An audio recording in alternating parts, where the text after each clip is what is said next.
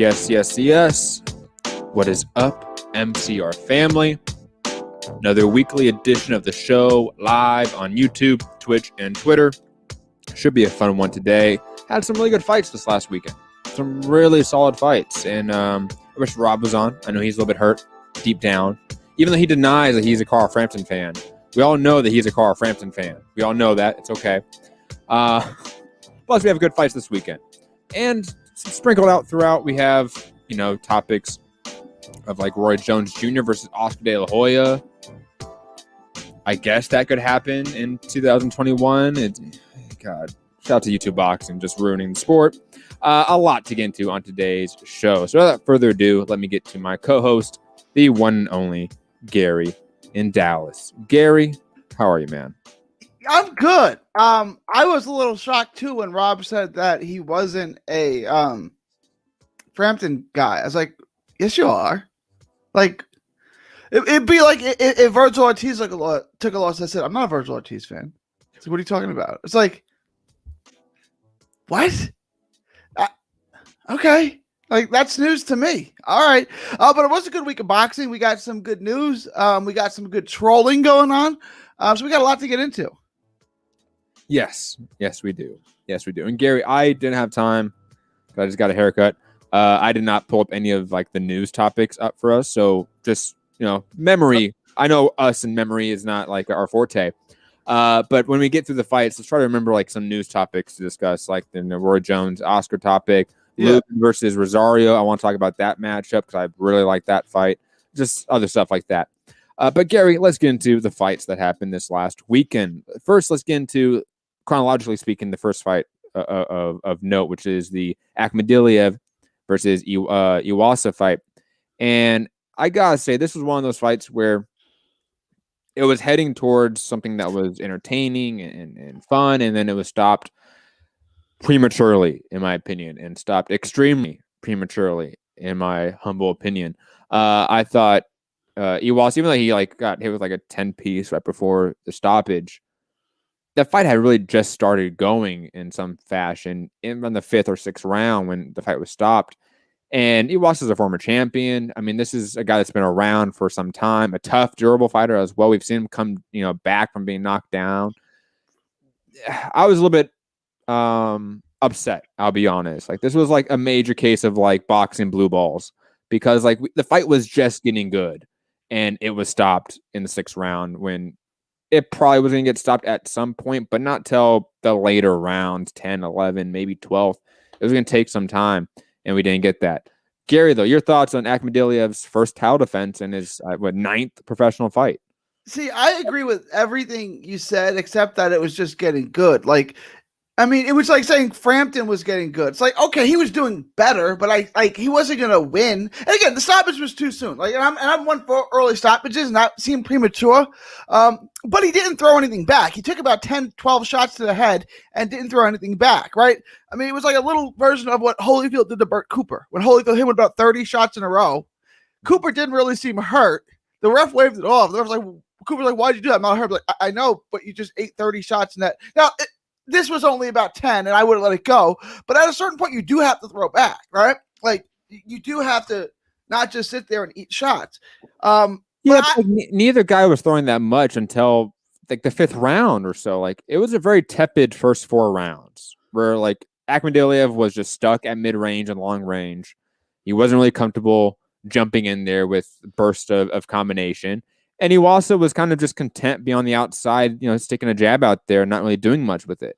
Yeah, I was disappointed with Iwasa. I thought he was gonna. I picked him to win.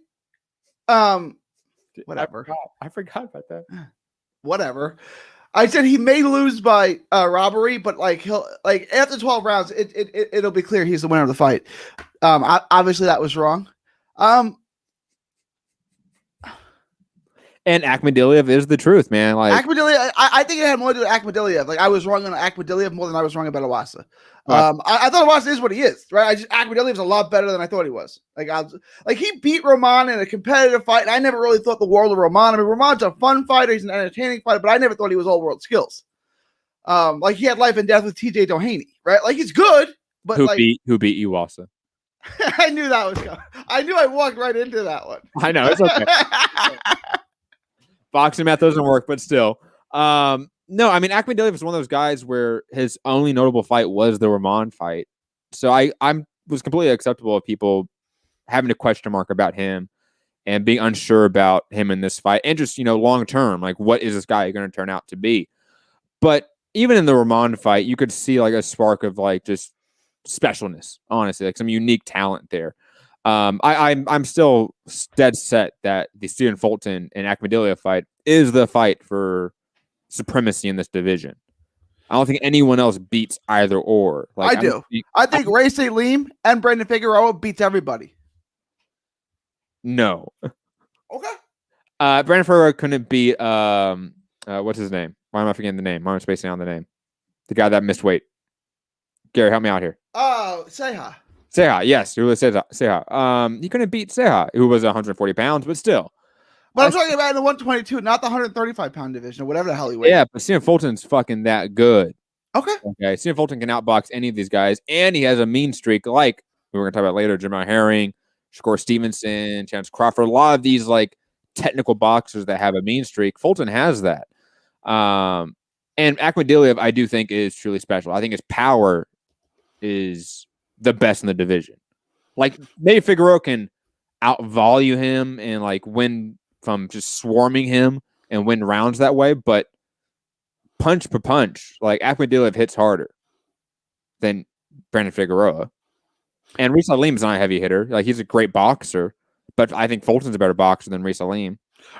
Aleem's a big. Ooh, I don't know. We haven't seen. Ooh, Aleem is good. Like, he is good. He dominates everybody. He dominates. Like, he's good. What is 122 maybe stacked with more young talent than 135? It's that good of a division. Not bigger, young, like not bigger talent, not bigger names. Obviously, not bigger names, but just more good fighters, more top-notch fighters. It might be. Maybe I have to really like look at both lists. But like we haven't even gotten to Mick Conlon yet. Yeah, the guy's like 35, man. Like, he's that's right. He's not young anymore.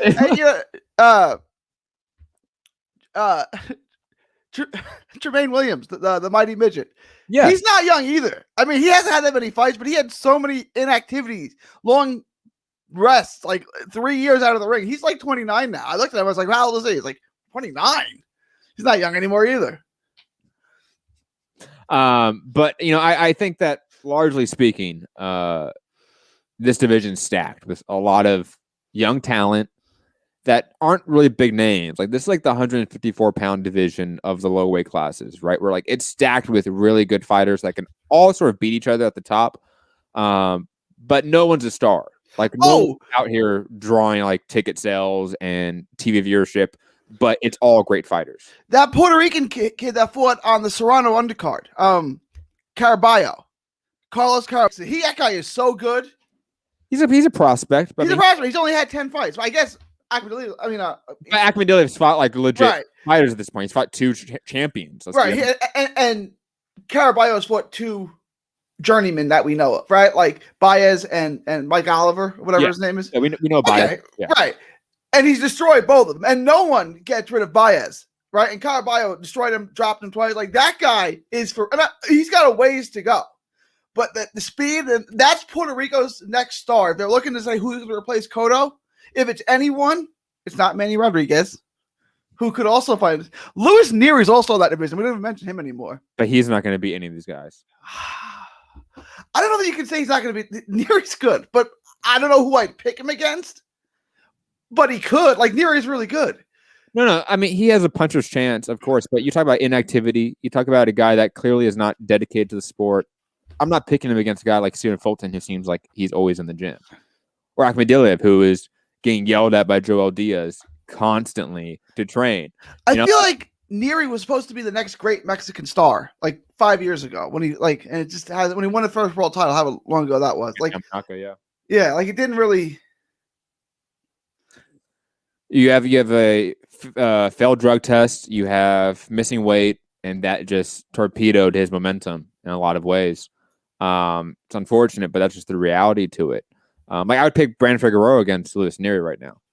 I'd pick Brandon Figueroa against the world. I know you would, but that. Hide the super bantamweights. Anyways, any other thoughts on Akhmadaliev and Iwasa? No, I want to see Akhmadaliev against one of these. Like, I hope the guys at 122 fight each other because that's where the money is. Because the money isn't fighting each other. Because there are so many good fighters in that. Like Angelo Leo's really good. I mean, he's in the wrong division at the wrong time, but Angelo Leo's really good. Absolutely. I mean, I think you can easily say that, for being a similar fighter to Brandon Figueroa, he got the faster track. Which was surprising, yeah. And I didn't think that was planned either, Gary. I think it looks like it just fell in their laps in some ways. If Figueroa got past that draw with a W and a clean W, I think we wouldn't see, for some reason, Brandon Figueroa, stagnate. I think they don't know what to do with him. They wanted to make the Neary fight, and then that kind of fell apart. And then I think they're waiting for Manny Rodriguez. They want to put Rodriguez back at 22 and make a Puerto Rican versus Mexico fight there as, the headline maybe in Texas or somewhere like that. But I think they have plans for him. It's just nothing's working out. Yeah, I don't know what the issue is with Brandon Figueroa, with a guy that clearly is marketable, and clearly is going to be a top guy for some time. Maybe not, I don't think he's going to be a long reigning champion with this style, but he's going to be a guy that's a perennial top 10 guy at 122 or eventually 126 when he moves up. He'll go 122, 126, 130, 135, 4-division world champion. That's not happening. And then we'll see him in the Hall of Fame. How many divisions is Omar? He's only got about 135. Only 135? And he never made weight again. So he never collected. He's fighting. So who's he fighting? Oh, is it Ramos? Oh, Abel Ramos. Abel Ramos. Ooh. The winner. Both guys need to win that fight. That's a must win for both guys. I'll be honest. I've heard through the grapevine. I cannot speak on how I know this, but Omar's not been really training that well or training at all. Which is crazy because both his sister and his brother are workout addicts. They live in the gym. Who was it that was it Molina? Who got caught checking out Figueroa's sister at the weigh-in? Was it Molina? It was one of those fights. It was before the Ugas fight. Was it? Why don't I remember this? I remember when the entire boxing community checked out. I remember that. I don't remember when Molina. I don't know. I don't quote me, but it was around. It was one of those fights. Was after Guerrero, it might have been Guerrero. I was around that time when his career started to unfold, and it was ooh, well. was it John or Javier Molina? John Molina. Was it John Molina? Okay. I don't remember if it was him. If John Molina, it wasn't me. I don't know. I'm not saying it was you. That seems around that time. Okay, sure. Okay. You sure? It wasn't me. I don't know what he's talking about. Jay in the chat. Omar Figueroa, aka Dad Bod Figueroa. Oh man, poor Omar. He's trying, guys. He's trying to get off the or get back on the wagon. Even when he was a lightweight. He never had, Mikey Garcia. He doesn't have one of those frames that gets really ripped up. Right? He doesn't have Jamel Herring's frame, right?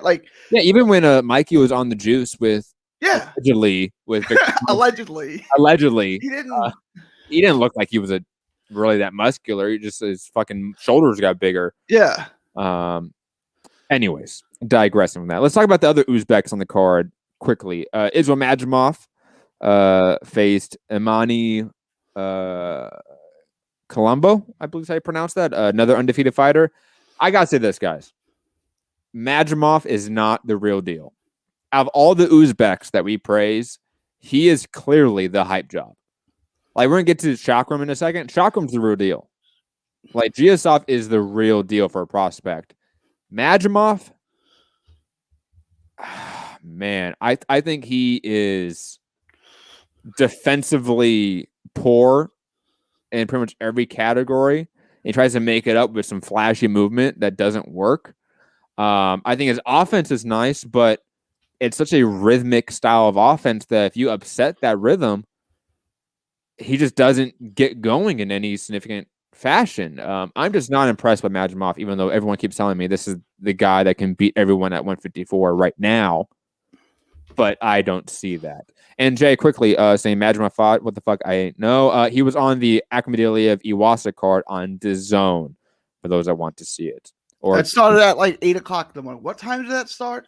8. It started at, was it 7 my time or 8? It's probably 7 your time, 9 my time. That sounds about right. Yeah, I think that was right. It was early in the morning on Saturday. But it was a good card. I recommend checking it out. It was entertaining. But Gary, your thoughts on Majimov? He was fast tracked, and at 2-0, he looked spectacular. But you could see it, and he's not even fighting great opposition, but just as the opposition's gotten better, he's not as good as advertised, right? Like, I mean, I don't think he's bad. I think he can be a top. Well, that's being top 10 in that division is tough. Not right now, but he's still young. I mean, he'll have a more years where maybe he can become a top 10 guy, but he doesn't fit the top 10 in that division now. But that division is real good, and it's real filled with big guys who should move out of that division, you would think. But yeah, I mean, I don't see him winning a world title or being the next great Uzbek fighter or anything like that. Like, he's good, he's fine, but he's not. Yeah, he's a top 20-ish guy. He's the quarterback that you draft in the first round, and then you realize like he's just okay. Like all right, I mean, it's not the worst thing in the world. It's not a franchise changer. Like, true. Yeah. Yeah, I wish I saw what other people saw, but I just don't think it's there. It's Dak Prescott. That's what it is. It's like he's fine. He's good. Like, he's better than most guys, but like that's it. Like, is Dak that bad now? He's not. Like, I don't think Magic was that bad. He's just not that good. Like, he's a 10 to 20 guy. Prescott's a 10 to 20 guy. He's not in the top 10, but he's not out of the top 20 either. He's somewhere in there. Yeah, but to be fair, there's only 32 football teams. There's 32 starting quarterbacks, right? So yeah. It's a little bit different, a little bit smaller pool. But we say, like, we don't need to rank guys out of the top 30 or 40 anyway, right? Like, if you're not in the 30 or 40 and you're not 6 fights into your career, we don't need to talk about you. We don't need to talk. God, that's hilarious. Okay, Yuda in the chat saying, damn, Majimov is like top 12 to 15. Top 20 is a diss. I feel like that is splitting hairs. Like, I said he's in between 10 and 20. Like, he could be significantly that's splitting hairs, Yuda. Like, honestly, like what's the functional difference between the guy that's ranked number 15 in the world and ranked number 20 in the world? What's the functional difference? There's none. It's that. It's like when they do the NCAA seedings. They're like, they got a 7 seed and not an 8 seed. It's like, what's the difference, really? Like, what's the difference? I don't know. Yes. Like, is that outrageous to you? That only matters with matchups for the first round, I would assume, right? With the tournament seeding, you're worried about what's the first round matchup you're going through, right? If you can't win your first round matchup, like Texas, you're not winning the tournament. Like, I'm sorry. But speaking of Uzbek prospects that I'm actually high on, Shakram Giazov defeating Patrice Moreno. Giazov looks like the real deal. Like, when it comes to like his style, his sort of technical flow, it looks like a high-level boxer. I don't think he's going to go extremely far. I mean, like, I don't see like Hall of Fame potential, but he's 100% going to have a belt around his waist at some point. I would love like a Ivan Baranchyk fight for him next. A little Russia versus Uzbek showdown. Like, why not? I think you can fast track this guy in the top 15, top 10 at 140, which is another, sort of stacked division, to be quite honest. But I would fast track him. Like, his defense is there, his offense is there. His sort of traditional boxer puncher style, I think, is a style that goes far in this sport. He's going to be something to watch. Like, I cannot wait to see him face the guys that aren't necessarily the top 2 or 3 in this division, because they're not going to be in this division for that much longer. Like the Ramirez's and Taylors and Prograis, they're leaving the division the next 2 years, I would say. But the other guys, like a Barrios, for example, Adrian Broner out there, whoever is at 140, like, give Giasov those matchups, because I think he's ready for that. Gary, your thoughts on Shakram? I mean, he'll never be ready for Barrios, but that's a different breed. Yeah, Baranchuk would be a good would be a good fight. It'd be a tough one, but I would like it. I think it's comparable. Rancis Bartholomew, something like that. Ooh, where's he at? Did he go back down to 35? I feel like he tries to go to 140 because he doesn't like cutting weight. And he's like, this is not my weight class. I feel like he had a fight He had a fight with Easter, but I don't know if he's fought since then. No, he had a fight since then for sure. Did he? Yes, but it was really boring. Did he fight on the Caleb Plant card just a couple months ago? I want to say, oh yeah, it wasn't that long ago he fought. It was a Rancis Bartholomew performance. That's another way to say it. Yeah, it might be an exciting fight with Chakram because Chakram's an exciting fighter, but Jesus Christ, man, like I feel like putting anyone in there with Rancis is just like an automatic shit fight. Let's be quite honest. Anyways, let's move on to the marquee event of the weekend: Jamel Herring versus Carl Frampton on ESPN and Channel 5 in the UK. This was a pretty dominant performance from Jamel Herring. Like there was some spots where Frampton was able to like unload like a fast combination, but he was never able to really mount momentum and sustaining offense throughout any round. In the first few rounds, Herring was able to control the pace and the tempo with the jab, and then as the body work, I want to say, kind of started taking its toll on Frampton, he started really mixing up more and just beating the brakes off of Frampton, like dog walking him towards the end. I'm actually really happy that the corner threw in the towel. I was worried since it was his last fight. Everyone knew this was Frampton's last fight. They would try to tough it out. And it was clear that it was only going to go one way. And it was going to be a very, very bad night and potentially dangerous night for Frampton. So I'm glad the corner threw in the towel. And Herring, Jesus fucking Christ, man. Oh, Gary, relax there. I know Herring has us all excited here. I mean, talk about a guy that's like really like blossomed, like really like grown into his own here at 130.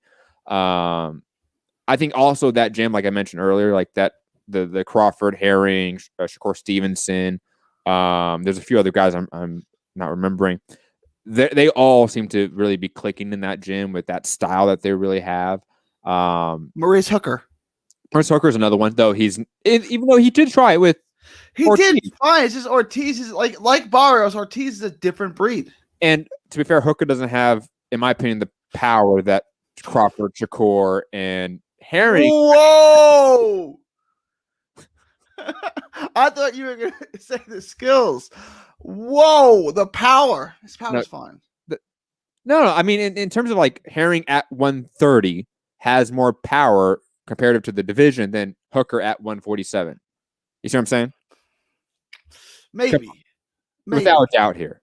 I mean, were we talking? Well, besides this, when was Herring's last knockout? You know what I'm saying? Like, it's been a while, but to be fair, like he's fought tough guys at 130. Like Ito and Lamont Roach are tough fighters. Yeah, and they're far younger fighters than Frampton, right? Like, of course, there's that caveat of this was Frampton's last fight. He knew it. We all knew it. That means that the wear and tear was getting to him. And he made the note when camp started, he wasn't going to go through another fight camp. So we know that Frampton's wear and tear was getting to him. It's just obvious. But I would say without a doubt that Hooker's power at 147 is non-existent, while Herring's power at 130 seems to be far more effective. Even in fights where he's gone to the decision, like with Ito, like it was clear that he was the more powerful fighter with Ito in that performance. Same with Lamont Roach. You better be a bit bigger hitter than Lamont Roach. It's Lamont Roach, yes, of course. But digressing, like I think Herring's really like again found some spark, whether it's in training, whether it's at this division. It could be a combination of the two or other things. But clearly he's like found like his run.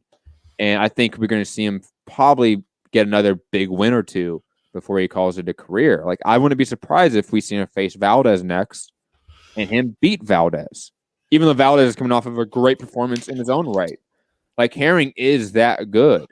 And he is, again, blossoming in terms of talent and skill. Gary, your thoughts on the Frampton and Herring fight? Look, I thought, so I'll say this about Jamel Herring, who I wrote off as a lightweight as just being okay. He's a good story. Made it to the Olympics. He's as a pro. He's just a scalp. He's just a name to beat, right? Like he lost to Shatnikov and he lost to Miller, which are fine losses. But I figured, okay, when he fights top guys, he'll lose. Like that's just what I figured he was.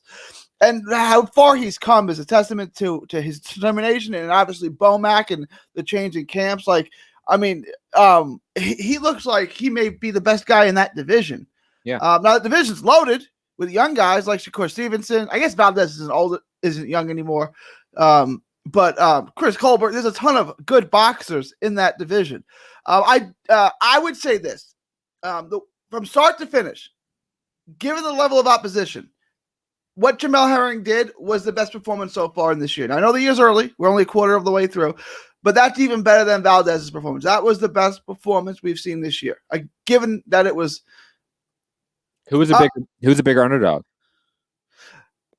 Valdez was the bigger underdog, but like betting. Burchell, after losing the first bunch of rounds, got it going. Like it looked like he may win the fight, and then Valdez switched it back in the later rounds and took control and stopped him. Herring was in control. I know that Frampton did better in the fourth round. He still didn't win it. And then he got knocked out in the fifth round, walked into a beautiful left hand, and then it was over. Like, I know he got up, but at that point, the fight was over. And then Herring took him out the next round. And that uppercut, they should have stopped it right there because it was over.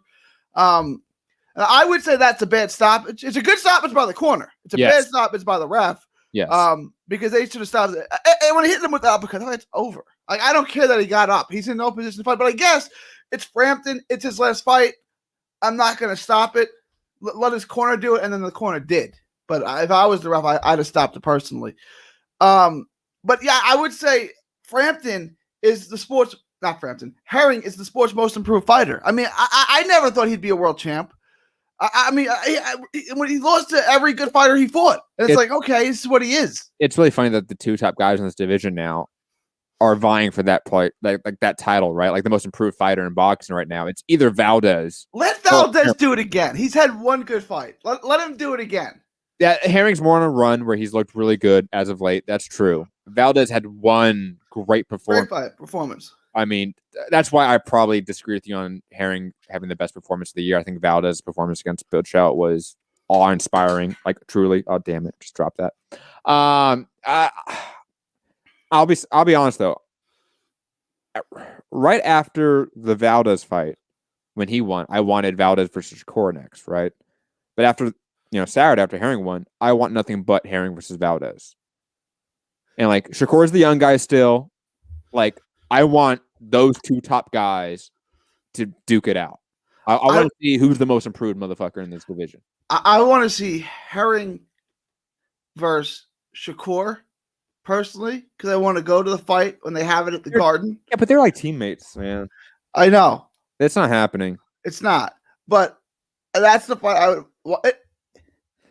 I think Shakur did mention he would take it, though, didn't he? Am I imagining? They both said they would. Herring said he would prefer the for business reasons, he'd prefer the Valdez fight. Yeah, of course.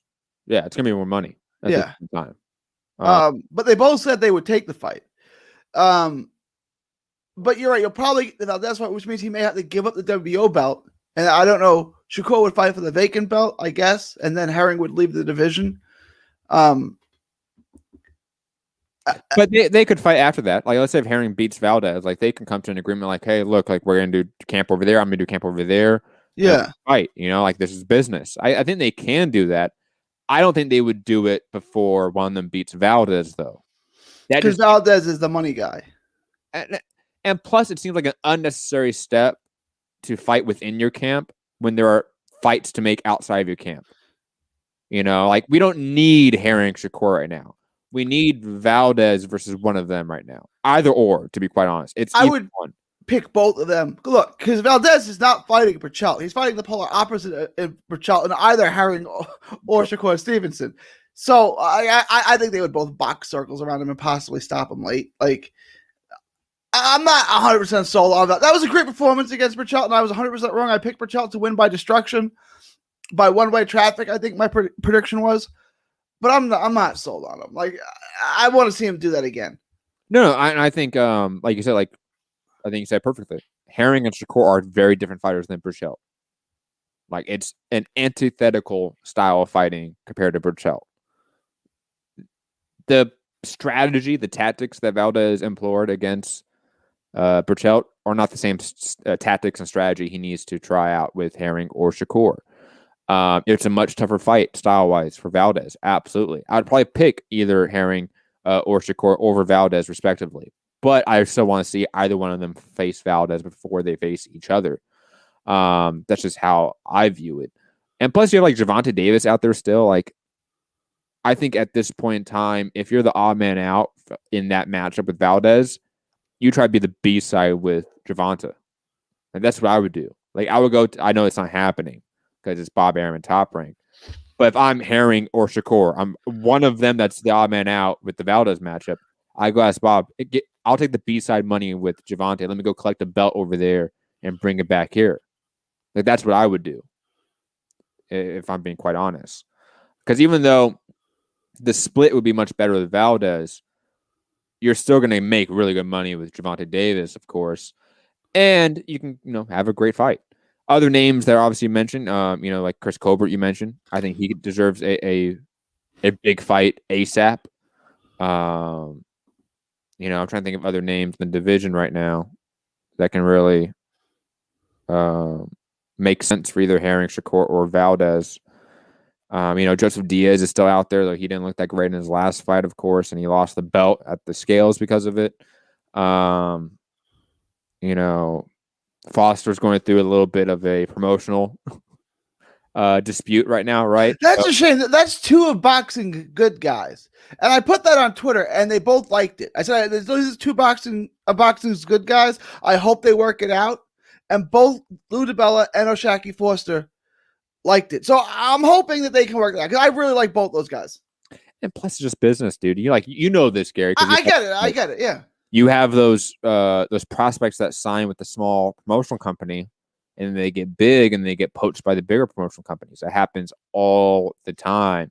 And then you have like certain fighters that don't really sign contracts and stuff, and that's a big issue.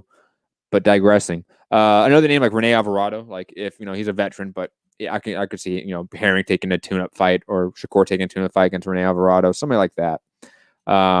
Anyone but Tevin Farmer. I do not want to see Tevin Farmer against any of these guys right now. It makes no sense to me.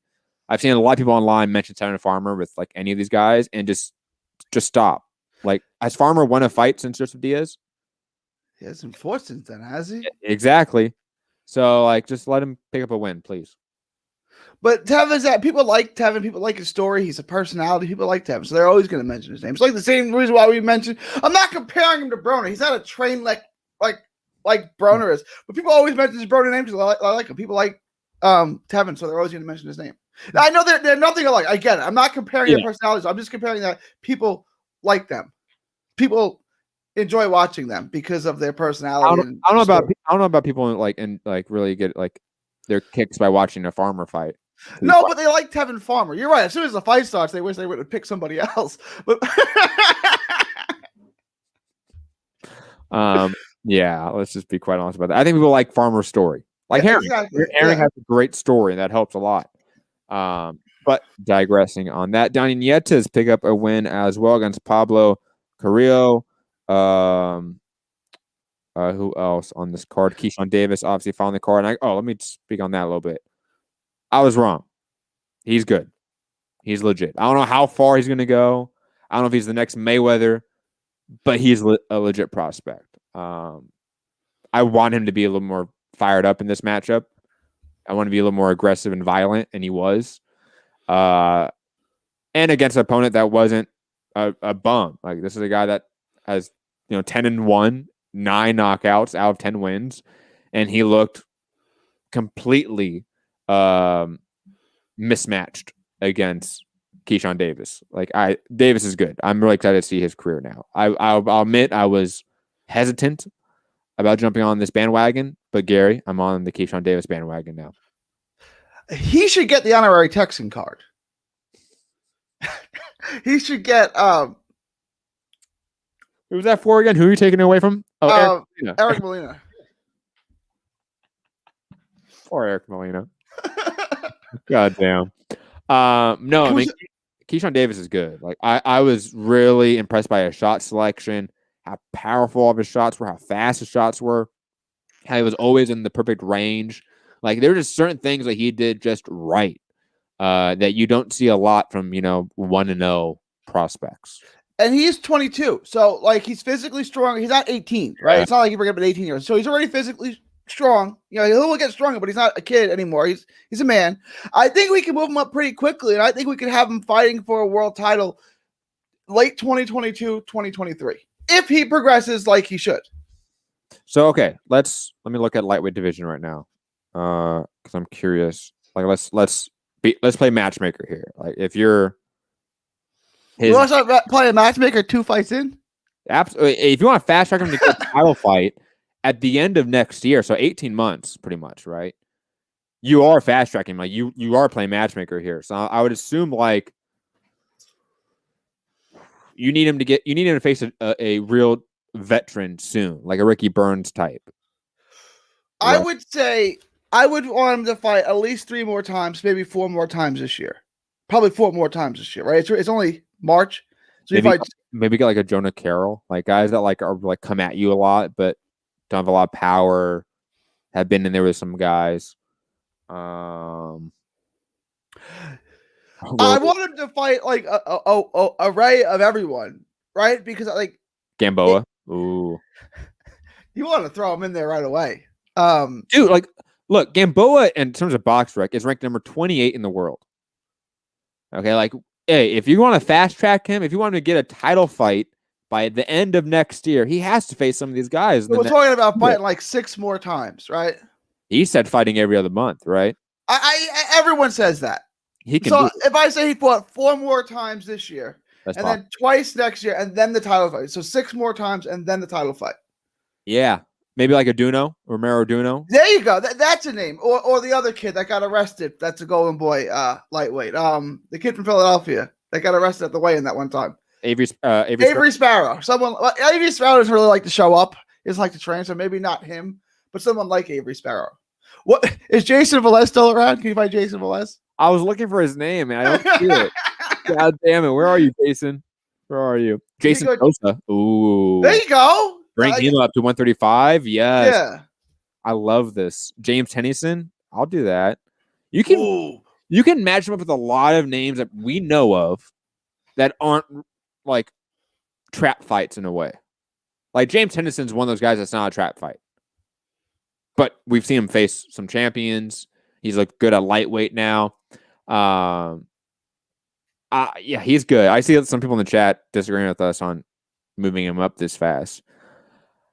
I thought his performance was that illuminating. Like I think I don't know about maybe 18 months like Gary says, but by the age of 25, he could have a belt. That's not out of the question. You know, it's gonna be curious to see like what his matchmaking is, because that determines for us how fast he goes. Like if he faces one of the names we mentioned next or in the next couple fights, he might have a title fight in the next 18 months, like Gary said.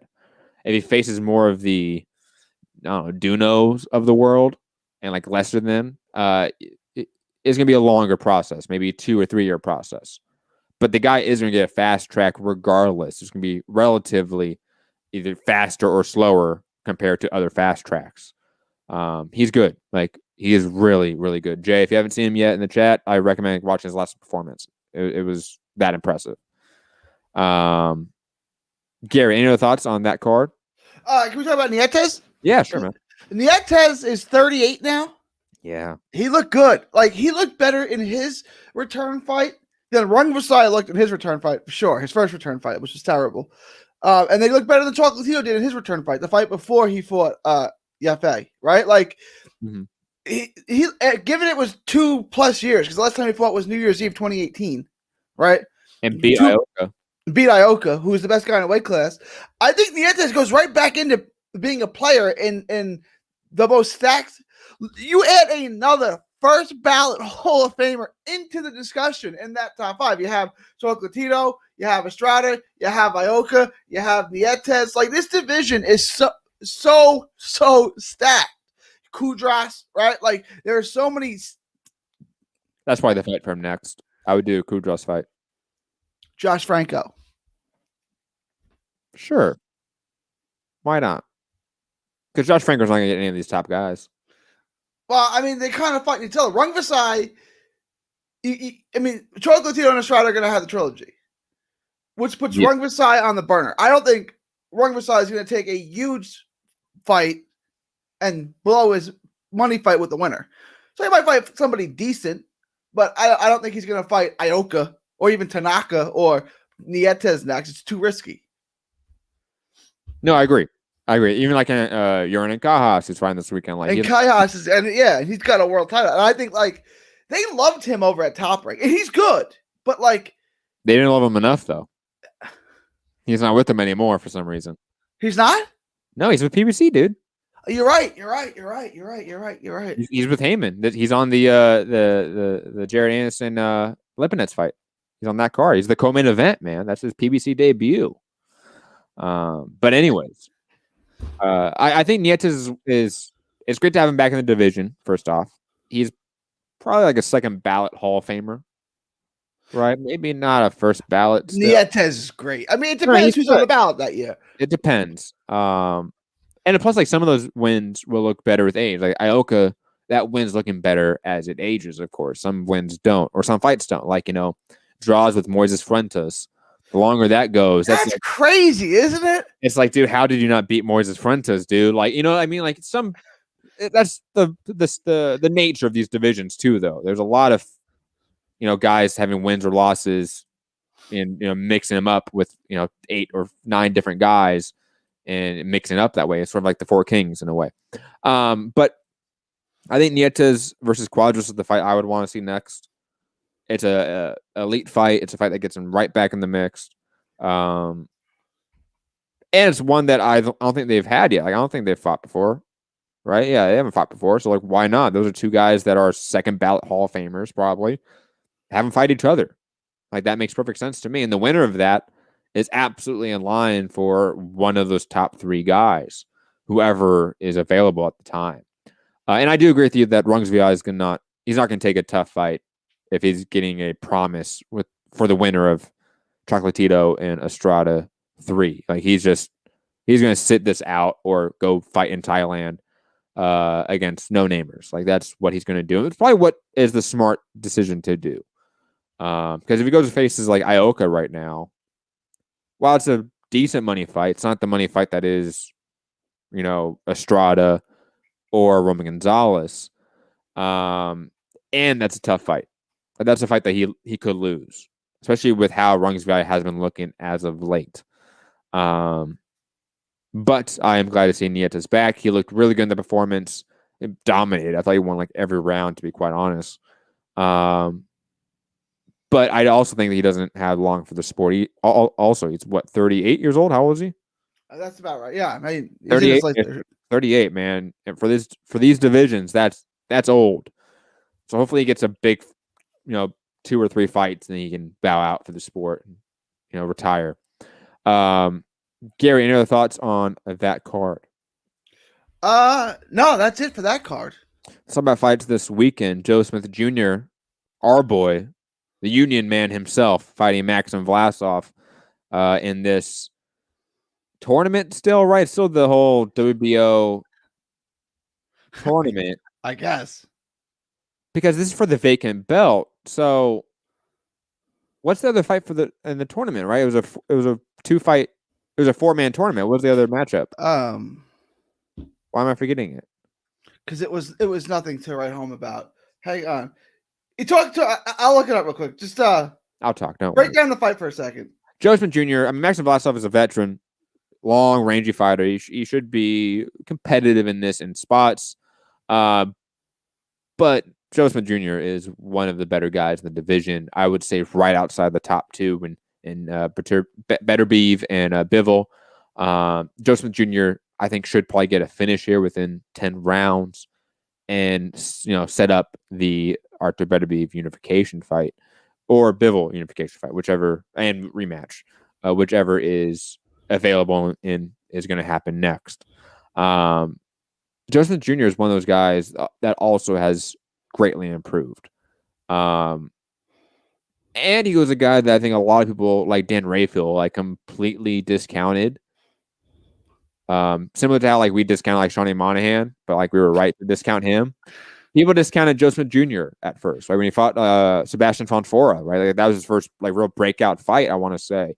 And I remember a lot of people picking Fonfora, and I want to say he was even the favorite in that fight. I could be wrong about that. Gary. Yeah, absolutely was. It was supposed to be Fonfora's like he was supposed to be the guy that had the breakout performance, and it was Joe Smith knocked him out in the first round. Yeah. Joe Smith Jr. has greatly improved since that breakout performance as well. He's in that running for like most improved boxer in the sport. Always been a fan of him. I hope he wins this one, and I'm picking him to win this one. Vlasov is a veteran, a wily veteran, but not someone that's special in any way. Joe Smith Jr. is at least special in his power, his durability. He might be the most durable and powerful fighter in this division, including Beterbiev. But Gary, your thoughts? You want to know why you couldn't remember who Vlasov fought in the other fight in this tournament? Well, I didn't think Vlasov fought before in the tournament. I thought there was another matchup in the tournament completely separate from this one. This was like the first round in the tournament. Am I wrong in that? No, because he fought Joe Smith. He fought Joe Smith Jr. Joe Smith Jr. Beat Jesse Hart and then got in this tournament and beat I hate getting it. Who did Joe Smith Jr. beat in his last Hold on. I can look it up right now. The guy that beat Alvarez. Yeah. That was the first matchup in the tournament. You're right. And then Vlasov beat Emmanuel Marte. Who? Exactly. I need to look up who Emmanuel. Dude, Boxer doesn't even have a picture for this dude. He was an undefeated prospect at the time. Has he fought since then? He fought once since then. And he fought a guy that was 18, 36, and 1. Yeah, that is what it is. Yeah, I forgot about that.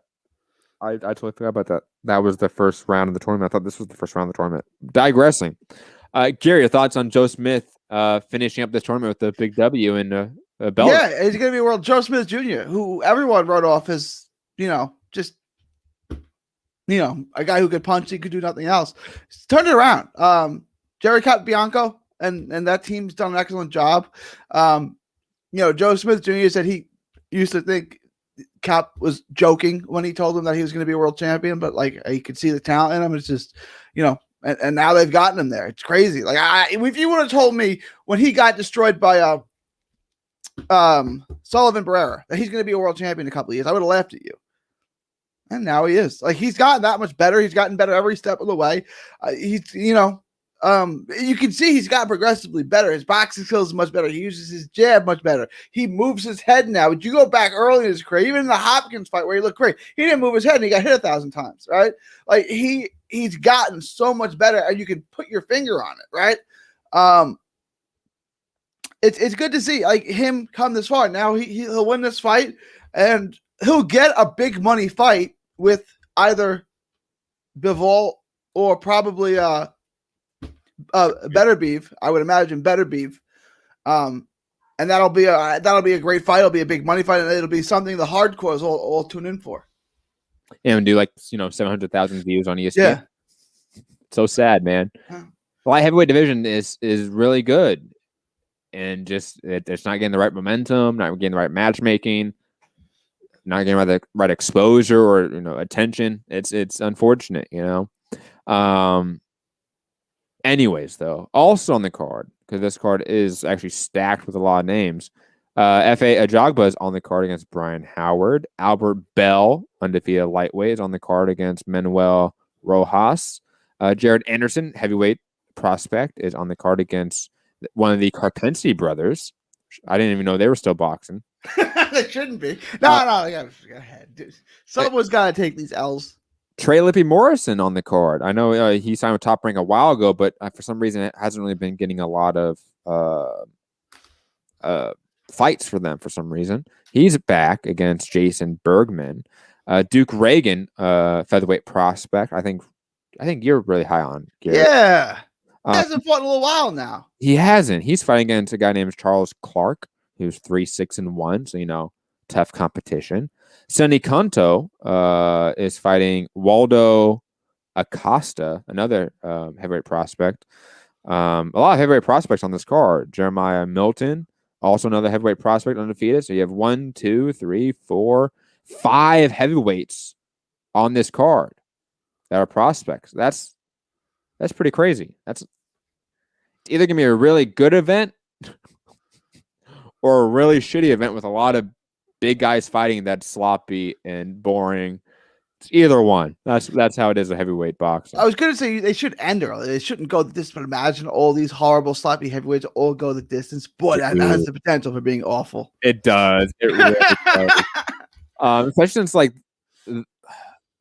the Trey Lippe fight, the Jared Anderson fight, and the FA fighter. Wait, hold on. Sorry. The Trey Lippe fight and the Jared Anderson fight are 8-rounders, and the FA fight's a 10-rounder. Those are long fights for heavyweight prospects, man. It could be rough here. But Gary, any standout fighters you're paying attention to on this card? Well, Duke Reagan, but that's it, right? Nope. Jared Anderson. What was that? Jared Anderson. Oh, Jared Anderson. Yeah. Good. Is he fight? Who's Jared Anderson fighting? Who's Trey Lippe's got to be fighting a real tomato can, right? Yeah, Trey Lippe's fighting a real tomato can. A guy that's 27-19. Jared Anderson's fighting one of the Carpentier brothers, Jeremiah. Oh, that's right. I mean, he should know how to fight. I mean, whatever, right? Brothers. Yeah, he should know. To be okay. I mean, I'm sure he's not a world beater, but Jared Anderson's still a baby, big baby. By the way, this Carpentier brother lost to Sergey Kuzman via 6th-round KO, and Oscar Rivas via 3rd-round TKO. So he's been in there tough with good fighters and got knocked out by them. I don't really know what that means. Hasn't beat anyone of note. Yeah. But anyways, Albert Bell is one of those guys where. Oh, and Albert Bell, yeah, he's a good fighter. He's good, but he might not pan out like they want. For a guy that's 17-0, not a lot of knockouts, not any real notable fight under his belt yet. I feel like they're hiding him. You know what I mean? He's talented. He's a good boxer. He has skills, but doesn't have power. And in this division is probably going to be, beat to the punch in a lot of matchups. But it's lightweight, like Gary said, for super bantamweight. In terms of a lot of young fighters in division, this is that division where there's a lot of young talent. Albert Bell is one of them. He may not be the best of them, of course, but he's still a young prospect that's undefeated. Cannot wait to see how he progresses, of course. I don't know that he's going to win a world title as a lightweight, but he was a guy that had put wins together. He had what was Andy Vences he beat, and then he had a win over Frank de Alba back-to-back, and then the pandemic kind of took him off track, kind of derailed him and stalled him. But again, he's a good fighter. What is his ceiling? I don't know, right? But he's got skills. It's probably going to go the distance because he's fighting somebody decent, right? He's fighting a decent opponent, right? A guy he's going to beat, but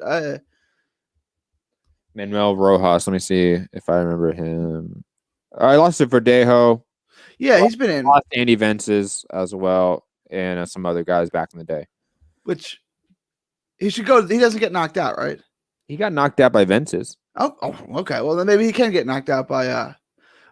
But he is what he is. No, what's confusing? His name is Albert Bell, and he's from Ohio. And Albert Bell, the great baseball player who played for the Indians. So if you Google Albert Bell, the baseball player comes up. That happens a lot. Just their name in boxer. That's how I. But anyways, also this weekend on Showtime, potentially the next great welterweight, Jared Anderson versus Sergey Lipinets. A really tough matchup, a really intriguing style matchup as well. Jared Anderson should win this one in relative fashion. I think he is the real deal. And we've seen Lipinets struggle with boxers. Like when Mikey Garcia got on his bike in their fight, and really used the jab well. That gave Lipinets a lot of issues. I could see Jared Enos doing a lot of that as well with more power, more speed than Mikey. And Jared Enos is one of those guys where I talk about, like, he's a really talented boxer, but he has a mean streak. Like, he's a guy that can get in the trenches and really start unloading powerful combinations. He's a two-way fighter in a lot of ways. Lipinets is a little bit more of just a one-way fighter, and it gets him far, but it's not going to get him to the top of this division. Jared Enos has what it takes to get to the top of this division, in my opinion. He should win this one by decision. Like, Lipinets is tough as hell, but this should be a really intriguing matchup. Like, we're finally going to see how good this prospect is. Like, is he the real deal? Like, we should kind of get a gauge for it in this fight, way more than the Chris Van Heerden fight, of course. Gary, your thoughts on the Showtime matchup? I love this fight. Like I said, I said the same thing about Awasa, right? Like, we were naming guys that Figueroa could fight. You said Awasa. I was like, don't fight him. Don't fight him. Like, you don't want to fight him. Like, that's just a tough guy. You have to fight for no reason. Like, you're not gonna. It's gonna be a scrap. I mean, you should win, but you could lose, and it's just not a pretty fight. I'm gonna say the same thing about Lipinets. He should win. I wouldn't fight him if it was my prospect. I wouldn't put him in the ring with Lipinets. Get me somebody else. It's a good test, though, right? Like, they're not babying him. Look, he should win. But if Boots wins and is relatively unscathed and wins 9 rounds and dominates them, that's highly impressive. Yeah. If he does that, he's ready for a world title fight, right? Yeah. Because, and he'll get the fast track because he's on the. I mean, I guess he's not signed with PBC, but he's affiliated enough, right? He should win, and I'm picking him to win. I think he'll win a decision. But if he does it as Matt is saying, then he's absolutely ready. There should be. It's now you're playing a waiting game, right? Can you get a title shot? Is anyone available to fight? But luckily, there's enough guys that don't have titles that are big enough, big names that you can fight. Like Keith Thurman, Sean Porter, Danny. Well, Danny's moving up. So Sean Porter, Keith Thurman are two names. Mikey is still out there saying he can get the Manny Pacquiao fight, but I mean, God knows what happens with that. If he wins, have him fight Ugas next after Ugas loses to Spence. Yeah, but let's be honest. Like, Thurman or Porter should be available. One of them should be available because they're not fighting Crawford from all signs, right? From all whispers. We're not going to get a secret Crawford versus Porter, Crawford versus Thurman matchup that's going to be announced soon. It's going to be something else. So one of them should be available for a matchup this summertime, right? Like, why not do a Fox or Showtime pay-per-view or just regular main event with Porter Thurman as the A side and Jared Enos as the B side? Yeah. Like, I would, especially like we were saying, like, if he wins definitively, he deserves a big fight next. And far more than, let's say, like, no offense, Gary, but like Virgil Ortiz. Like, this is a far tougher matchup than Maurice Hooker. Lipinets was a world champion too. And at 140, Lipinets and Hooker, but then Lipinets has the better win at 147 for sure. Like, Hooker has no wins at 147 of note. He beat one guy at a catchweight. Sure, I agree with that. Like, I would. It's interesting. It's interesting because, like, I really want to see like Ortiz versus Crawford, but I rather see, like, if Jared Enos wins, for example, I don't really want a Crawford fight. I want him to face like Porter or Thurman. Maybe it has to do with my perception of Terrence Crawford. But digressing from that, if Enos wins, I want him to fight Mikey Garcia next. That's what I would want. That's the fight that makes a lot of sense. Yeah, and I think Enos would beat him too. Yeah, you don't like Mikey at all, do you? I've never been a Mikey fan. I thought he was a really good 126 pounder, like a really good featherweight, a really good super featherweight. But at lightweight, I thought he was, good. I didn't think the lightweight division at the time was that talented, was that stacked. No, it was bad. It was bad. Because that was before you had Loma, and you really had nobody. You had Easter and Linares were the best guys in the division, and like, look at where they've gone since then. Of course, and I think Easter, where he's gone since then, is, I think, far more indicative of the division than Linares, obviously. But digressing from that, Mikey has done largely nothing since he beat Easter, in my opinion. Like, the Lebanese fight, I thought was a very close fight. I thought he won it, but it was close. I didn't think he looked that stellar. Yeah, he looked really good early, and then Lipinets rallied late and made it close. I mean, Mikey won, but like if that was a 15-rounder, like there might have been enough round for Lipinets to come back and win that fight. Like Mikey got ahead, he knocked him down, but then Lipinets really evened up the fight, but he just kind of, he was too far behind when the fight was over. And we have to remember, like Mikey was in pound for pound discussions at that time. I had him top 5. Yeah, I know a lot of people that did. That's why like him and Spence was seen as like acceptable because Mikey was a pound for pound fighter, right? And then he fought, Spence, and we all know what happened there. He got dominated. And since then, I mean, what has he done? He's been highly inactive. He fought Vargas to a fight that he narrowly won, and you scored at 1 point for Mikey. I scored at 1 point for Vargas. It was that kind of fight. Yeah. I mean, that's kind of where he is, like kind of a fringe top 10 guy at 147. And it's been weird because he's on like the Crawford thing too, where like they're like begging for the Pacquiao fight. And Pacquiao seems like semi-interested, but the dude just announced he's running for president. Like I know, like we haven't talked about that. But, like Pacquiao announced he's running for president against Duarte. Like he's signing up to get sponsorship from another rich family in the Philippines, which it's drama. So like Pacquiao is not boxing anytime soon, in my opinion. Like I think it would be shocking if Manny Pacquiao fights this year. The dude's planning to run for president of his country. I don't think he's boxing right now. Like he may have the third fight may be it. Like that might be his swan song. Which if it is, that would be smart for him, in my opinion. Like if I'm in his team, I'm telling Pacquiao, dude, retire. Like if you want to make some money, like do the exhibition shit like every other star fighter is doing, but don't put your legacy in any danger here by facing these young guys. It makes no sense. It doesn't, but his legacy, like he can't. If he gets destroyed by Crawford, he loses to Crawford. If he beats Crawford, he's in the GOAT discussion in my book. But he's already like in the GOAT discussion for a lot of people, I feel like for the casual boxing fan. Yeah. He's a top 5 guy. For hardcores, he's a top 20-ish, let's say. Yeah. And that's roughly like, there's people with a variety of opinions out there in the hardcore community. But he's around a top 20-ish guy. Like, I think he's good. And plus, he's made tons of millions late in his career, too. I mean, what I'm hearing from the Philippines, from people I know that are connected there, he's getting signed up with a very rich benefactor for this presidential campaign. He's going to be fine. Unless, like, he gets killed by Duarte. But that's, like, a separate... What are they going to do to drug dealers if Pacquiao wins that election? Wait. He was for the death penalty for drug dealers. You don't remember this? I remember that. Yeah. I didn't hear the question at first. I said, what are they going to do with drug dealers if Pacquiao wins?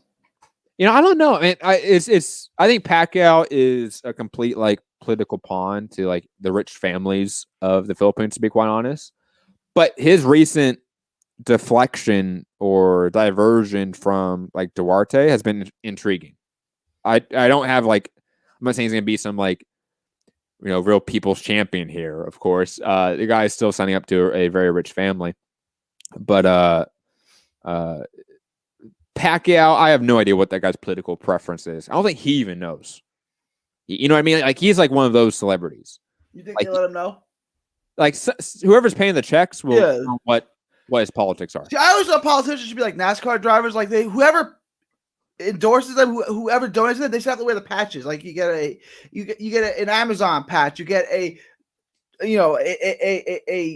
whoever Koch brothers patch or a AT&T patch. Whoever donates money to you, like Joe Biden had his house bought because whoever donated to him didn't want to go down as a donor because they didn't want to register as a donor, so they bought him his $10 million house in Wilmington. Did you know that? I'm not surprised. Yeah, that's what I'm saying. Like you should just have to wear the patches. It's fine. But let's just let me see your patches. So when you say something, I know who paid for that, right? Like, oh, man, we need dark money. Johnson & Johnson patch, right? Whoever is your biggest, the patches. The NBA does it, right? Like they have the logo on the side. So when they come out for the debates or they go to Congress, they have to wear the patches on them. Who paid for you? or they should just not get any payments and they should just get the base average salary that the average worker in America gets. Yeah, I said they should get the base salary for whatever the base salary is, because the base salary in Big Hook, Texas is a lot different than the base salary in LA, right? Or San Francisco. So they should get the base salary of their district. Or just do the federal minimum wage, right? So like what, Ooh. 40 hours a week, right? You times that out by what, 7. Ooh, I like that even better. Because then they have more incentive to raise the minimum wage on the federal level, of course. I mean, which has only been raised once in my lifetime, I want to say, which was 2009, right? When it was raised from 5 to 7 something. Right? Wasn't that in 2009? Yeah, I don't remember. 2009. And then I want to say Clinton did raise it. So technically, I think it was raised twice, but once it was like 475 to 525. It was like that. Yeah. So that might happen in my lifetime too, but I was like 2. That didn't count.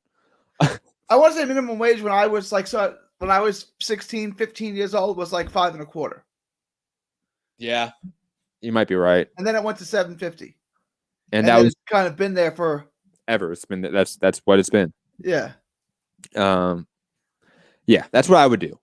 If I'm being quite honest, but that's beside the point. There's a lot of things I would do differently, but save that for maybe another podcast, another time. Which reminds me, stream is already set up for our other show, General Strike Podcast, on our Trending Now Network YouTube channel.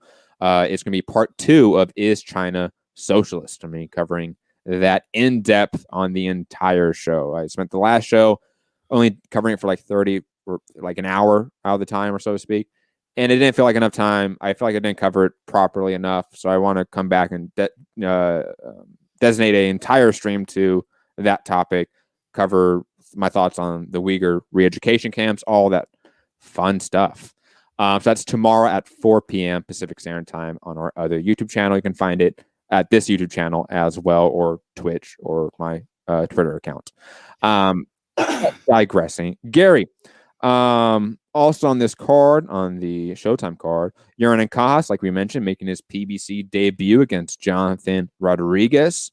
Also, Montes, I always mispronounce this guy's name, Statonius, the guy from Lithuania. I'm not saying that name. I'm not saying that. He's facing Thomas Delorme. And that's a really good fight. I know a lot of people are high on this prospect, but I'll be honest, I think I've only seen him one time, and I don't have any real take on him yet. Also, Mark Magsayo, I believe is how you pronounce that. Prospect from the Philippines, also on the card against Pablo Cruz. And Holyfield's son, Evan Holyfield, is on the card against a guy named Nicholas Compton. Gary, any other thoughts on that Showtime card? No, that's the rest of that card is lackluster, but the main event is great. Yes, the main event is really good.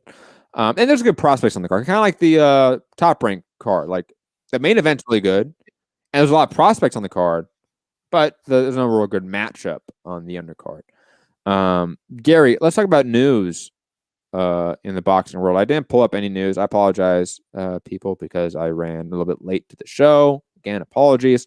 But Gary, from my recollection for the news of the week, we have Roy Jones Jr. versus Oscar De La Hoya being talked about for a Triller pay-per-view. Jesus. This was a fight they wanted to make back in 1996, maybe, when De La Hoya was at 47 and Roy was at 60. So I guess 25 years later, let's do it now. I don't know what the hell. Was it seriously talked about back then? Because obviously I wasn't around. I mean, it would have got done today, but it was kind of like, like it was like a fantasy fight, right? Like, because they were kind of the 2 pound for pound guys. They were also 2 huge draws, and like people wanted to see De La Hoya fight Roy Jones, but they're like, Roy Jones fights at 160, he can't come down. De La Hoya starts at 130, and he's fighting at 147 a couple of years later. I don't think he can go any higher. So I mean, it was talked about like by idiots kind of thing, right? Like it was a common talking point from idiots. It's like when Jalen Rose talks about Lomachenko versus Canelo.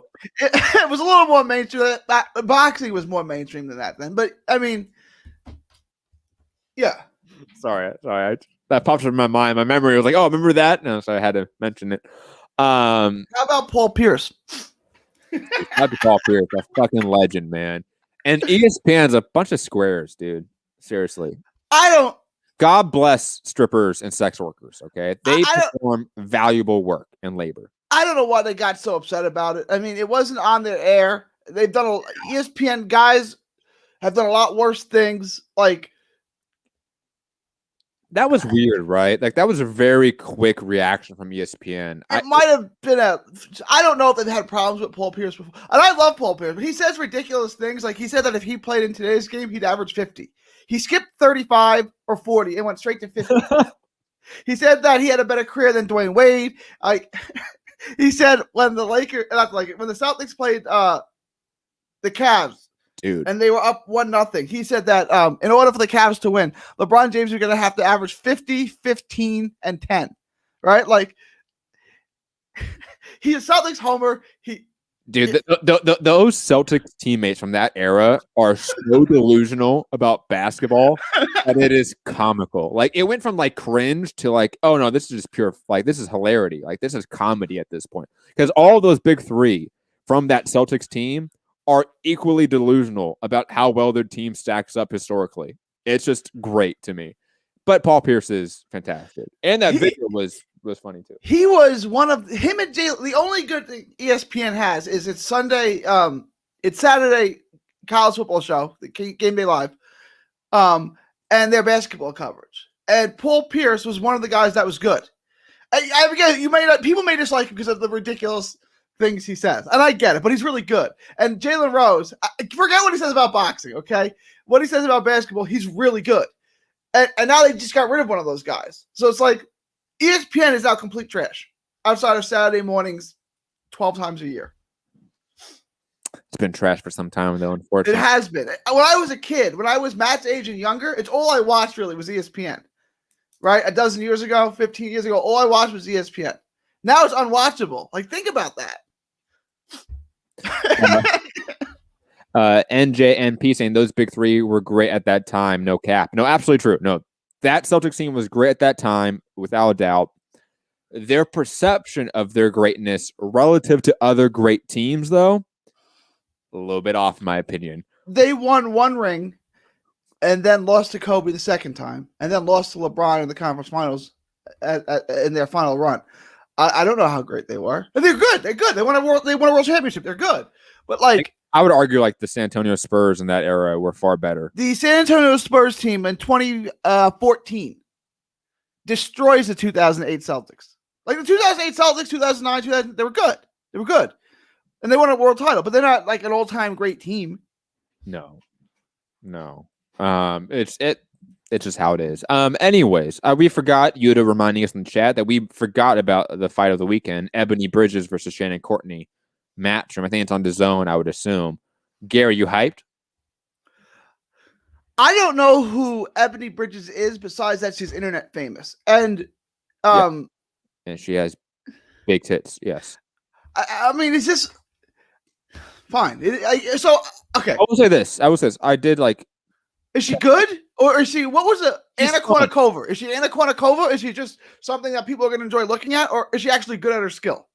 I would say, you know how like, I don't mean to disrespect this fighter, because I think this fighter is far better than Ebony Bridges. But you know, like Heather Hardy isn't like the greatest boxer in the world, but she's really fun. Like she's always in fun fights, always in blood and guts fights. Like she's always just a fun fighter, right? That's kind of like what Ebony is, but like to a lesser degree. Like she's the poor man's Heather Hardy in terms of like she's always in a fun fight. She's always trying, like she's always throwing, she's always attempting offense. But is she going to be like Katie Taylor level? No, of course not. Like we're not talking about that. Neither is Shannon Courtney, in my opinion. But like they're fun fighters. Like they're fun club fighters. You know what I mean? Okay, but then why is she? I know why she's getting the attention, but it's like it's silly and ridiculous. You know what I'm saying? Fine, like she seems like a nice person, though. That's good. That's good. That's good. No, that's good. It does help, right? Yeah, it does. If she was an asshole, like you'd be like, no, fuck that. I have no real thoughts on the matchup, guys. Yuta, I know you mentioned it. I have no thoughts on who wins.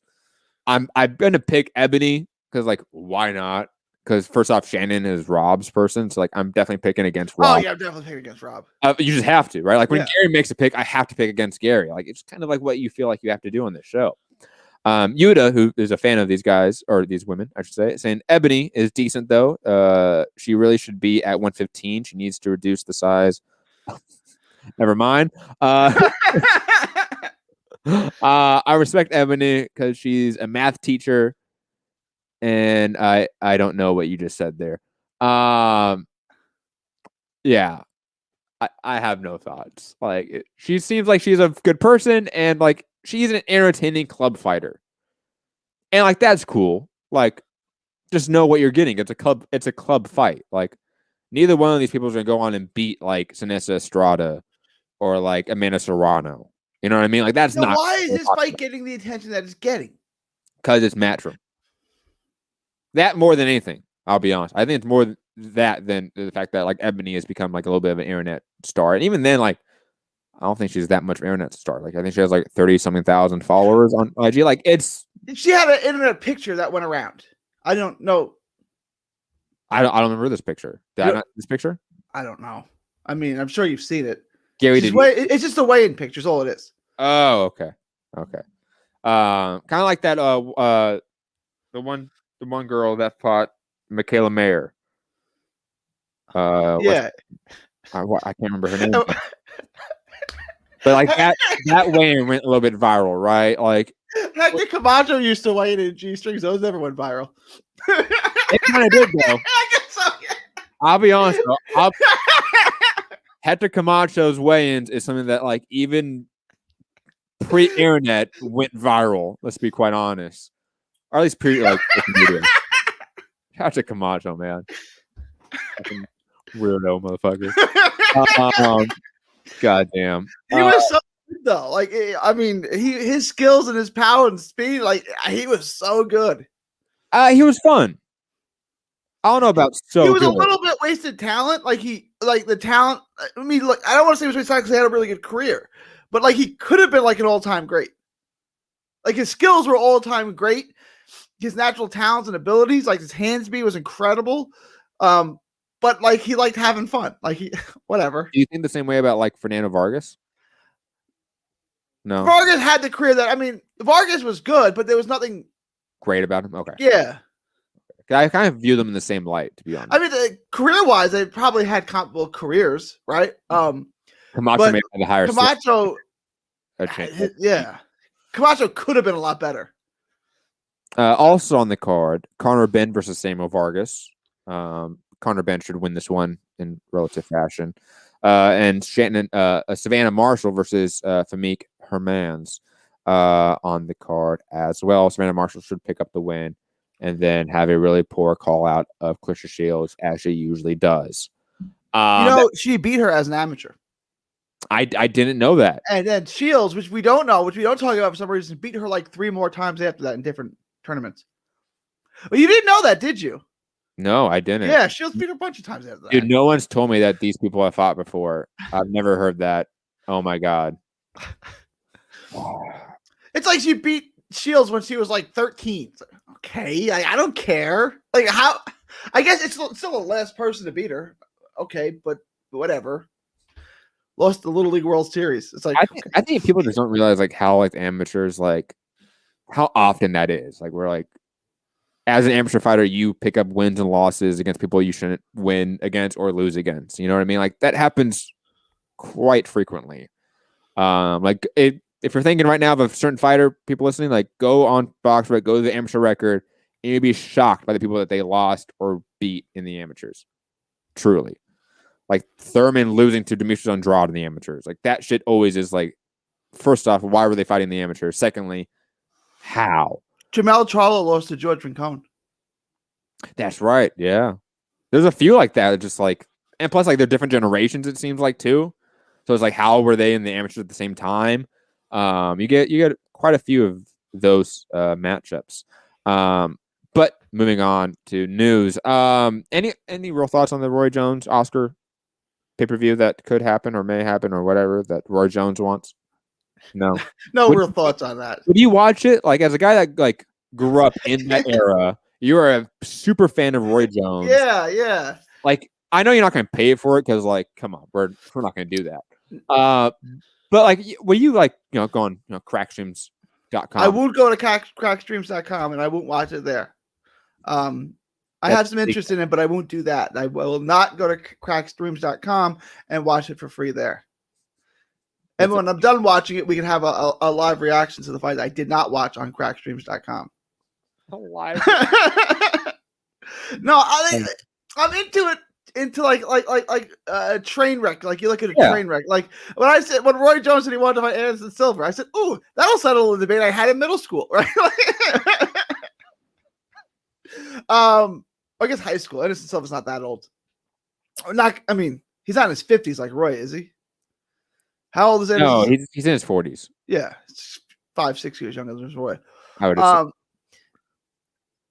I'm into it to a degree. I'd watch it. I'd not watch it on crackstreams.com. So I would definitely not watch it on crackstreams.com. A fight that we would watch legally, of course, because it's not going to pay-per-view, is the Lubin versus Rosario matchup. That I don't think is official yet, but I think it's in negotiation right now. It could be official, though. I could be wrong about that. This matchup, though, is like everything to me. Like, it's two young guys in the division that both took some bad L's, but have picked up some good wins as well. Either one could like really be a force in this division, or they both can be. I'm intrigued by this matchup significantly. Like, I think Lubin has improved his game, has sharpened up his skills. But Rosario is absolutely going to be the heavier hitter. Like, I could see Rosario really messing up Lubin in a phone booth match.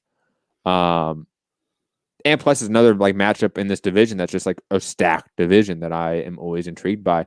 Gary, your thoughts on Rosario versus Lubin? It's a great fight. It's a must-win fight, right? Because everyone in that division is fighting each other. That division is unfolding. We should have an undisputed champ, you would think, relatively soon. Yep. That seems like it's a go. And the winner of this fight is on a track to get back to fight for, supremacy in that division. Where the loser takes a major step back in a really crowded division. It's the right fight at the right time. I'm thinking Lubin outboxes him. But he looked really bad in his last fight, I'll say. He did. Who did he fight in his last fight to? Who was that? Why am I forgetting the name? Goucher. Oh, that's right. And Goucher's got a lot better. Yeah. And so Goucher's in that picture. And look, I don't know if Laura's going to go back down to 54 or if that was just a one-time deal at 60. But, like, there's so many names and so many permutations of fights in that division. You can't afford to lose this fight because you may not get another shot. There's that many good names. And there's one guy holding all the belts likely in the relative near future. So, unless he starts vacating them. If Castano wins, I can't see Castano. He's not going to 160. He's too short, right? And I can't, if he's an undisputed champion from Argentina, I can't see him vacating those belts. He'll defend those belts, I would think, and carry that title of undisputed 154-pound champ. So if Charlo wins, I think Charlo goes up to 160 because that's where the money is. Although maybe not. There's lots of money on the PBC side of 54 too. Yeah, that's the issue. Like 160 is a little bit barren right now. When Canelo was there, because it's Canelo, the division attracts talent, right? But now that Canelo's at 168, that division's attracting talent. Like Jamal Charlo is talking about moving up to 168 and facing David Benavidez. Why? Because Canelo's no longer at 160, guys. Like, I know that's not like the explicit reason why that matchup is now being talked about, but that's the implicit reason, is that Canelo's no longer at 160. Triple G doesn't want any of these tough fights for some reason. We have to chase Canelo. Like, you have to chase him. So I don't know what Jamel Charlo does, because if he moves up, he's vying for space that his brother's vying for as well. That PBC doesn't have a lot of options at. I don't know if the timing is right. Yeah, it's just like become undisputed at 154, you think the natural step would be to go up to 160, the middleweight division, try your luck there. But it might not make a ton of sense from it if you can continue to make 154. I would, just from a pure timing perspective, he might have to face like a Laura first as like a title defense, something like that, and wait for Jamal to sort of figure out what he's doing at 160. Even though I know that they've sort of have their issues, so to speak, about like who runs either or's career. It's confusing, their relationship. I don't know. But regardless, Lubin and Rosario, they're going to get a big fight after their matchup. Whether it's the winner of that fight, it could be, it could be the winner of Charlo Castano. It could be Jared Hurd. It could be Alora. It could be a lot of other names in that division, since it's obviously a stacked division right now. Gary, also in terms of fights being announced, your boy, Jazza Dickens, is finally. He's not getting the honorary Texan card. Oh, it's not going to be Dickens. I mean, I'll be honest, Gary. The way you bigged him up in that group chat a few weeks ago, man, it was good. Weird.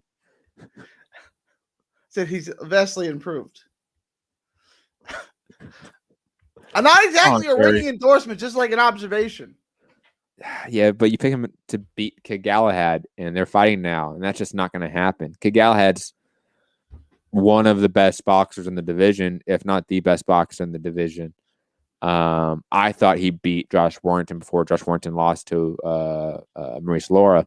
So I'm picking Galahad to win here via technical decision, so to speak, right? Like just purely finessing Jazz's shitty boxing skills and winning a clear decision. 9-10 rounds in the bank, no issue. Gonna make him look like a fool. Might even knock out Jazza Dickens. That's how bad he is. Okay. I mean, if Jazza Dickens gets knocked out, I'll be shocked. That's happening. That's shocked.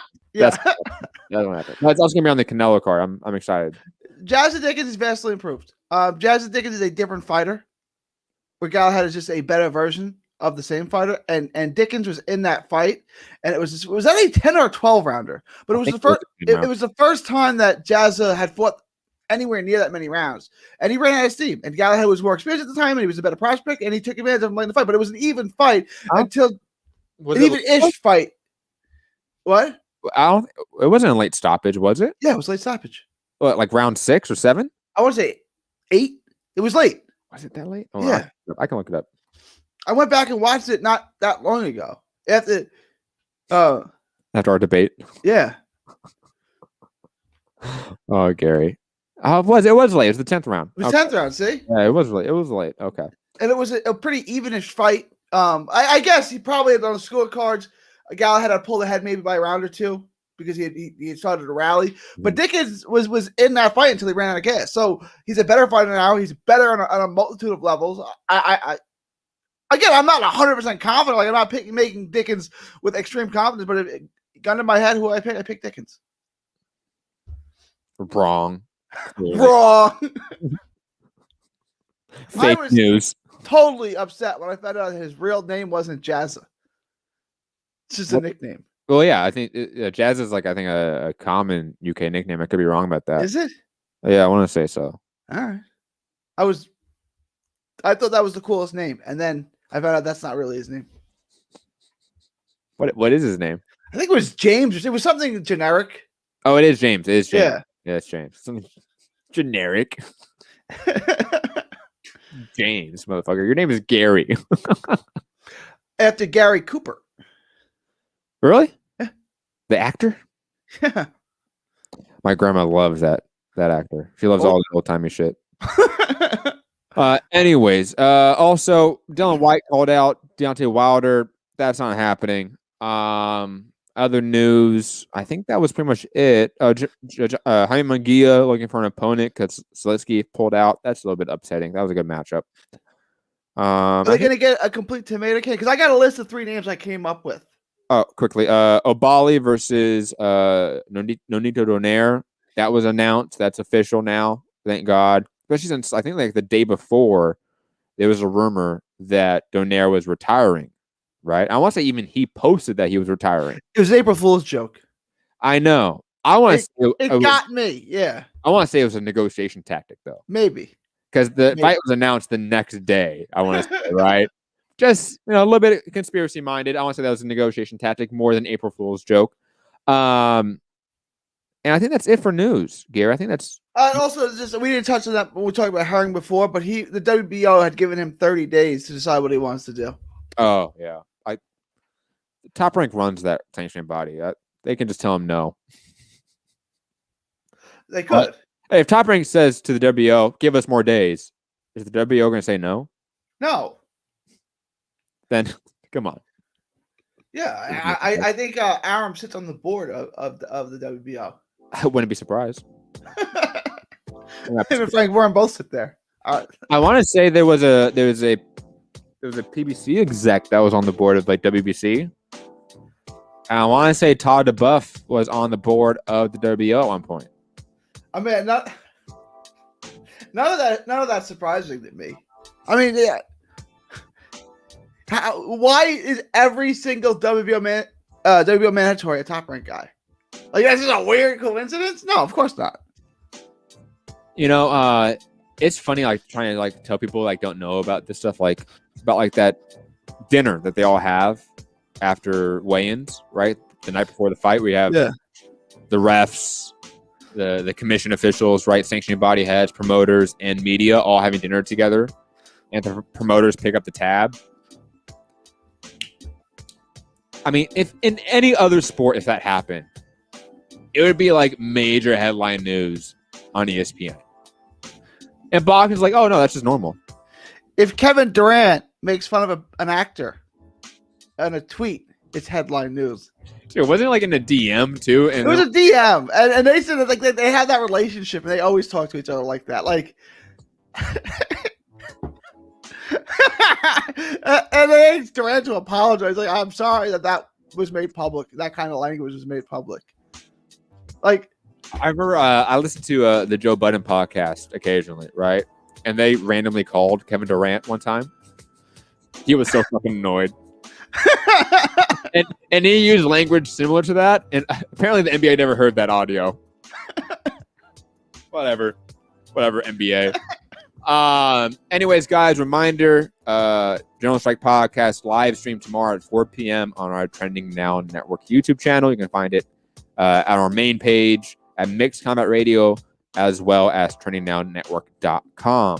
Also, if you want to buy any merchandise from our podcast, link below in the description for our store. What else? If you want to get an autographed headshot of me for your girl or whatever, DM me directly and I can send that out to you. Yeah. What was the guy's name with the long hair back in the day? Fabio. Yeah, we have the Italian Fabio over here. Well, Fabio was Italian. Oh. And he had Italian Fabio here. That's that fake shit. Anyways, guys, hit the like button, share the show, subscribe, all that fun stuff. Find me, Matt Hunter, MCR, on all social media platforms. Gary, final thoughts. Well, first, Matt, we had a ton of fights this weekend. Good fights. Do you want to try to do 2 shows, Monday and Wednesday?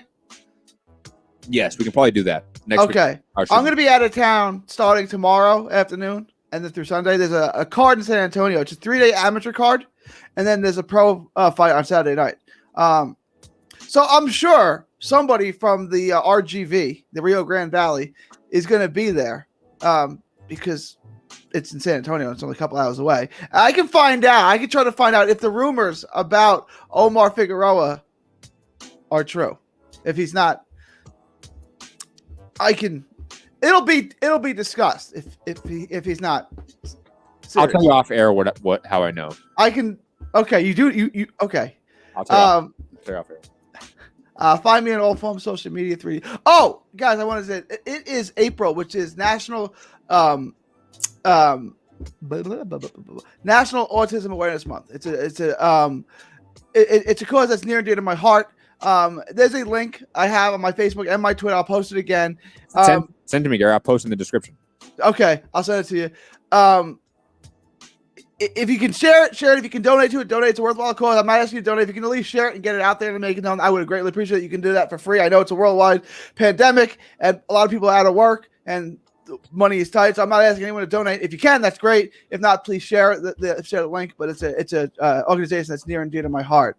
Follow me on social media, 3D Boxing, 3D Boxing blog. It is April 7th, 2021.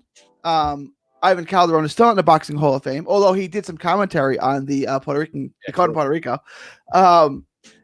Let's get the Iron Boy in the Class of 2021. Texas is still not a country. Let's make Texas a country again. I finally saw that hat. I've been saying it. I saw the MAGA hat that said make Texas a country again. I'm not going to get it because I don't really like hats like that, like MAGA hats that say something different. Yeah, I don't like that style either. No, because everyone thinks it's a MAGA hat. Like, I don't want to explain to people. That's lame. Make Texas a country again. From Texas to the world, thank you and God bless. And remember, at all times, fuck the police and free Palestine. Have a good day, good evening, good night. Peace.